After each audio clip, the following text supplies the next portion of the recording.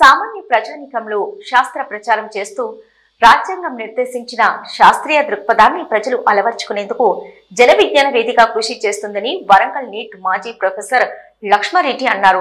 సమగ్ర శిక్షణ తెలంగాణ రాష్ట్ర ప్రభుత్వ సహకారంతో నిర్వహిస్తున్న జిల్లా స్థాయి చెక్ముఖి సైన్స్ సంబరాలను Geetanjali primary school, Triveni college ప్రాంగణంలో ప్రారంభించారు. అనంతరం మాట్లాడారు.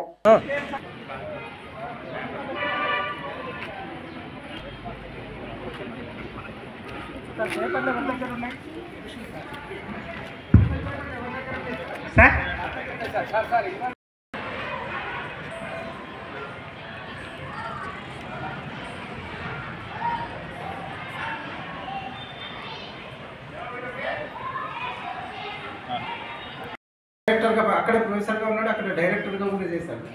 తర్వాత ఐఐసి బెంగళూరుకి వచ్చాడు. 2 times నోబెల్కి వెళ్ళింది కానీ ఫైనల్గా రాలేదు. నోబెల్ బహుమతి రావడం అనేది అప్లైయింగ్ కాదు. It's not for just application, it's by nomination. ఎవరు నామినేట్ చేయాలంటే నోబెల్ లారెట్సే నామినేట్ చేయాలి, వేరే వాళ్ళు కూడా కాదు. ఆల్రెడీ నోబెల్ బహుమతి వచ్చిన వాళ్ళే నోబెల్ ప్రైజ్.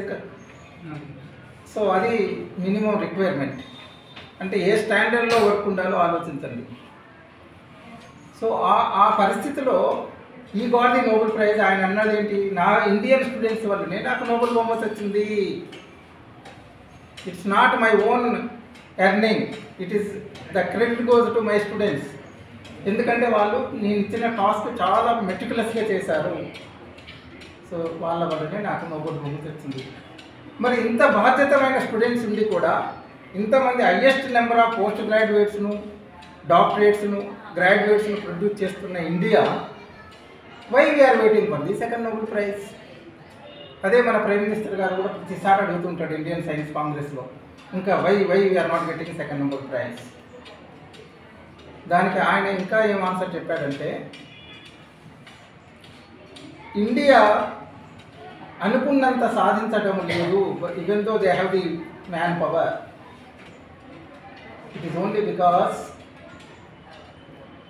వాళ్ళు ఇండియన్స్ ఎక్కువ ప్రియారిటీ దేనికి ఇస్తారంటే మనీకి ఇస్తారు అన్నాడు. అంటే ఏంటి అర్థం? అర్థం ఏంటంటే ఎవరైనా మనీ కోసం, ఆయన కూడా వీ ఆల్సో టేక్ శాలరీ కూడా, వీ ఆల్సో టేక్ శాలరీ. ఇక్కడ అర్థం ఏంటంటే ఆయనకు ఒక ప్రొఫెసర్, ఒక యూనివర్సిటీలో ప్రొఫెసర్గా ఉన్నాడు. ఆయన ప్రొఫెసర్గా ఉన్నప్పుడు ఒక కంపెనీ వాడు వచ్చి ఆయనకు ఏం చెప్పాడటంటే, సార్ మీకు ఎంత శాలరీ ఉందో ఇప్పుడు దానికి 3 times ఎక్కువ ఇస్తా, నా కంపెనీలో వచ్చి చేరండి అని అడిగారట ఆయనను. If your salary is X, I will give 3x. ఆయన చేరలేదు. అదే ఒక ఇండియన్ ప్రొఫెసర్ అయితే చేస్తాడా చేరాడా? చెప్పండి సార్. ఆయన వెళ్ళలేదు. వెళ్ళితే నాకు శాలరీ చాలా వచ్చేది కానీ నోబెల్ బహుమతి వచ్చేది కాదు అన్నాడు.